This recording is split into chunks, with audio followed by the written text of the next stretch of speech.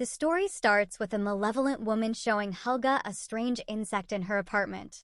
Helga suffers from memory loss and writes everything on her wall to keep track. From there, she contacts a helpline and a boy arrives at her home. Upon entering, he notices that Helga's air conditioner is leaking a foul-smelling liquid. He knocks on Helga's door and asks, "There's already an emergency van outside your house. If they came to help you, why did you call again? Where are these people?" Helga, who has memory issues, responds that she doesn't remember where they are. The boy then ventures inside to find the insect. He hears eerie noises coming from the ceiling and realizes that whatever is there is huge and dangerous. Approaching a room, he sees blood oozing from the ventilation. Shocked, he discovers the corpses of the two people who had previously come to assist Helga. Helga was unaware of this. Turning around, he is confronted by a gigantic spider, which attacks him before he can react and drags him into the ventilation. Helga witnesses this from outside the room, terrified, and retreats to another room. Due to her forgetfulness, she soon forgets the incident, turns on the TV, and starts watching. When the spider's noises scare her again, she calls the helpline for the third time. The scene cuts here, and we're taken to events from 4 days earlier to understand how it all began. For days prior, a meteor from space had crashed into Helga's apartment. In the 7th apartment, Helga's granddaughter, Charlotte, lived with her mom and stepdad. Charlotte often visited her grandmother's apartment through the ventilation pipe because she had many belongings there. On this particular day, she found a meteorite with a strange spider on it. Fascinated by the spider, Charlotte decided to kill it and then return to her home. Charlotte's dad was a comic writer, and Charlotte frequently helped him with his comic stories. Even today, while Charlotte's stepdad is sketching for his comic, she joins him and suggests, "Add red eyes to your comic character to make it more evil. It'll sell better." Amidst this playful banter, it becomes clear that Charlotte's stepdad cares deeply for her, though she has never been able to accept him as her real father. Charlotte's mom frequently visits Helga, Charlotte's grandmother, to take care of her, as Charlotte's biological father had betrayed them both. Unlike her mom, Charlotte's grandmother wasn't deceived by her dad and loved her deeply. However, the betrayal had severely affected her mental state, leading to her forgetfulness. The scene shifts to Charlotte observing the spider. When a bug appears, she kills it with her hands, prompting the spider to make noise. Charlotte speculates that the spider might be hungry and feeds it the dead bug. The spider immediately emerges, astonishing Charlotte with its ability to consume such a large bug at once. Fascinated, she kills another bug and feeds it to the spider, marveling at how it rapidly grows in size. Meanwhile, Charlotte's stepdad, who is working on his comic story, becomes puzzled and goes to Charlotte's room for help. He notices the jar containing the spider while Charlotte is in the washroom. When she returns, he mentions needing her mother's input for his story. Charlotte assures him, "Don't worry, I'll help you, but I need to sleep now." Her stepdad then heads to his room, and they all go to bed. However, the spider's appetite was insatiable. Seeking larger prey, it escapes the jar and travels through the ventilation pipe to another apartment, Charlotte's stepdad's mother's, also Charlotte's second grandmother. The spider attacks her parrot. In the morning, when the grandmother discovers the scene, she screams. Charlotte's stepdad rushes to her apartment and is horrified to find the parrot brutally killed, its condition too ghastly to look at. They ponder over who could have done this, and Charlotte's grandmother suggests it might be the work of a rat or some other animal. They call emergency services, and a rescue officer arrives, stating that the cause was likely an insect whose stingers or tongues had been used to kill repeatedly. They begin spraying for insects. When it's Charlotte's turn, she refuses, telling the officer, "I have a spider and I'm keeping it, so I can't allow the spraying." After the officer leaves, Charlotte becomes frustrated with the spider. She feeds it some bugs and notices that mouth fresheners seem to frighten it. That night, while everyone is asleep, the spider escapes from its jar and enters the room of a young woman. The woman's dog starts barking at the spider. She approaches her dog and looks at a family photo, only to have the spider fall onto it, frightening her.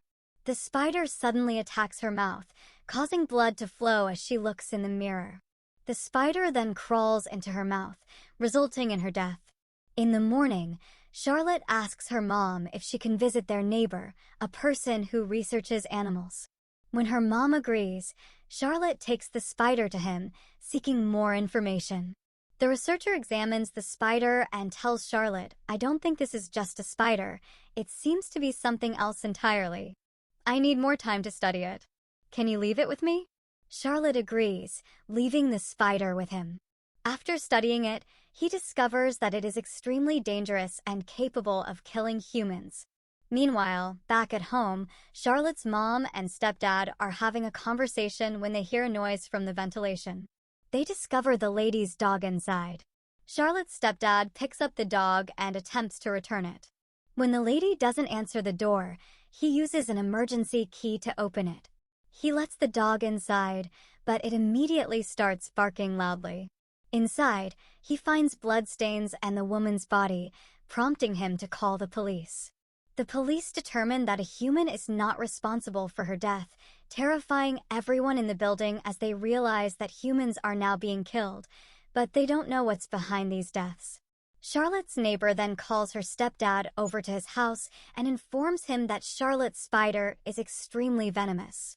He urges him to make Charlotte get rid of it or kill it, stressing, "The spider is highly poisonous and could even kill a human.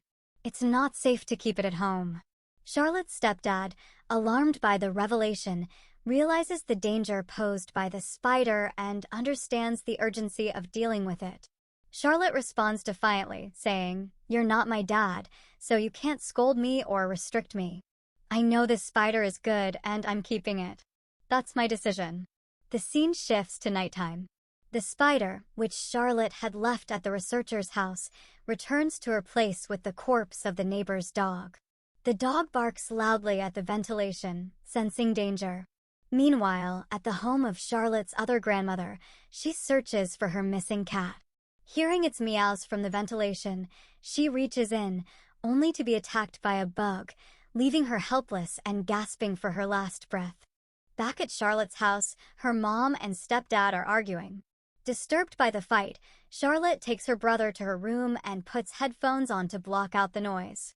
During the argument, the spider, which had traveled through the ventilation, attacks Charlotte's mom and stepdad. When Charlotte doesn't hear any sound from them for a while, she steps out to check and finds a lot of blood instead of her parents. Realizing that the spider is to blame, she understands that to save her parents, she must kill the spider. Knowing that the spider is repelled by mouth fresheners, she mixes mouth freshener tablets with water and fills her water gun. Determined to save her family, Charlotte enters the ventilation, aware that the spider had been hiding there.